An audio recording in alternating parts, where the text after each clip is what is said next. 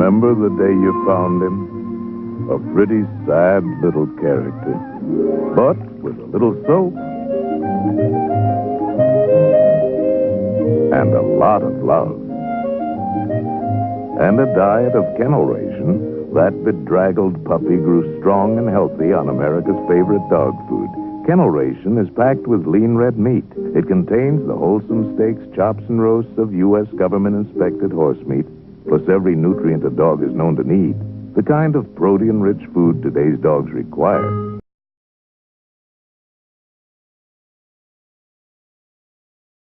What kind of ingredients should be in cat food? Yeah. Mouse.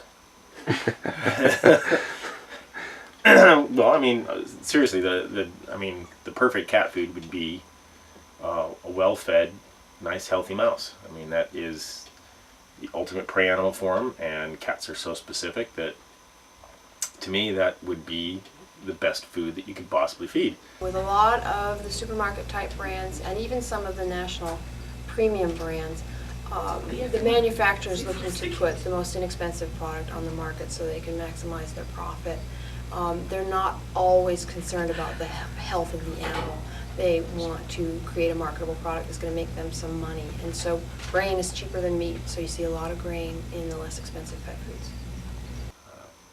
But barring that, what should be in food is good high quality proteins that are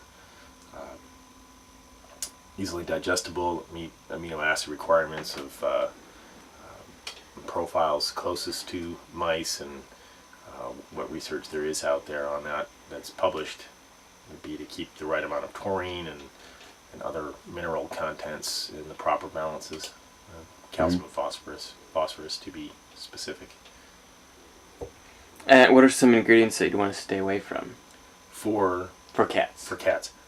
Well, cats, you want to stay away from carbohydrates. Cats really don't have any method of processing the carbohydrates. It's not in their system, and they don't get their glucose, which is all the energy they need for their brain and for their muscles. They get it from protein through gluconeogenesis, so they don't need carbohydrates. There's no physiological need for them. So when you're putting those in, and you're not putting in quality proteins and quality fats, which is what they subsist on, then you're kind of missing the point of what a cat is. It kind of goes back to before the Depression. You didn't see dogs and cats eating corn. Cats mainly ate mice from, farms or wherever they can get. Well, when the Depression came, they found a way to be able to, use corn, and kind of a reason that it's in the pet foods, and these big corporations put a commercial on TV with, corn and some fruits and vegetables, and people see it and think it's a high quality food. And pet food makers that increasingly are just a small part of a transnational huge corporation. A company like Purina, which is owned by Nestle, which is owned by who knows who, they can have their chicken mill, and when they cut off the heads, cut off the feet, and cut out the entrails of these animals, they've got a pile of byproducts, of poultry byproducts, that they say, well, we can either throw this away or we can sell it to our pet food branch.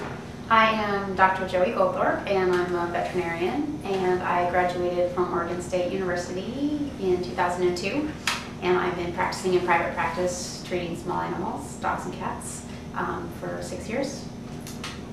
They've been kind of a movement towards, we see lots of pets that are overweight.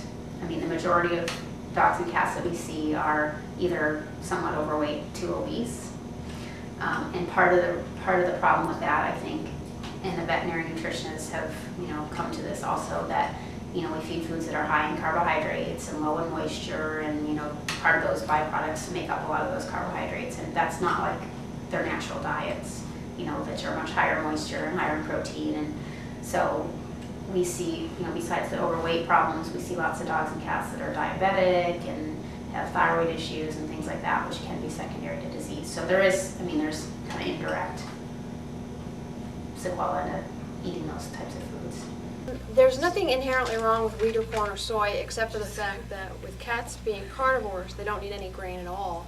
And dogs are omnivores, but they really need a meat-based diet. Can I ask you what you feed your dog? She is on, let's see, this one is on Science Diet, Okay. Advanced Protection, What, advanced protection? How come? because I work at a vet clinic. We had, our freshman year, the first year, we had a basic nutrition class for one semester, and it was good. I mean, it was very basic, but we covered all the different species, you know, sheep and cows and pigs. I mean, I remember more about our cow nutrition than actual dogs and cat nutrition. I mean, I do think it makes a difference in their health. They have so much more energy, and they just seem to be happier.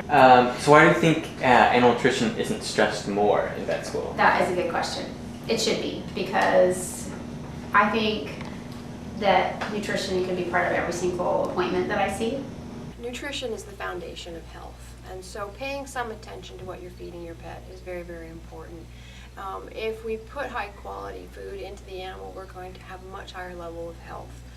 So the best thing to do is just ask questions. Is my animal doing well on what I'm feeding him now? Can I make a change? Is there something better out there? What is in the pet food I'm feeding? Just ask questions. And you don't have to be an expert in pet nutrition. There's a lot of people in the marketplace today that know a lot about pet nutrition. It's definitely important. I mean, it's one of the most important basic things that you can do for, you know, taking good care of your pet. You know, in addition to exercise and grooming and vet care and, you know, love and all that kind of thing. It's one of the building blocks, and it is very important. Yes, your dog's a member of the family, too. Give him health and happiness with Kennel Ration, America's most trusted dog food.